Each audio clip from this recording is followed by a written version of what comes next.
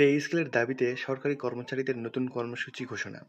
দেশের বৃহত্তম সরকারি কর্মচারী সংগঠন বাংলাদেশ সরকারি কর্মচারী সমন্বয় পরিষদ জাতীয় বেতন কমিশনের সুপারিশ বাস্তবায়নসহ ৫ দফা দাবিতে নতুন কর্মসূচি ঘোষণা করেছে।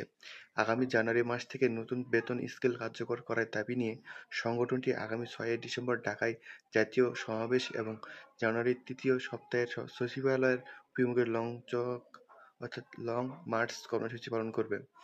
এছাড়া দাবি আদায়ের অংশ হিসেবে ৩ ডিসেম্বর প্রধান উপদেষ্টা এবং অর্থ উপদেষ্টাকে আলটিমেটাম দিয়ে স্মারকলিপি প্রদান করা হবে এবং টাইম স্কেল, সিলেকশন গ্রেড, শতভাগ পেনশন পুনর্বহাল এবং আউটসোর্সিং প্রথা বাতিল করে রাজস্ব খাতে নিয়োগ মতো গুরুত্বপূর্ণ দাবিগুলো বাস্তবায়নের জোর দাবি জানিয়েছে সংগঠনের নেতারা। এই আন্দোলনে সরকারি কর্মচারীদের মধ্যে ব্যাপক সাড়া পড়েছে, যা দেশের প্রশাসনিক কাঠামোতে বড় ধরনের পরিবর্তন আনতে পারে বলে মনে করা হচ্ছে।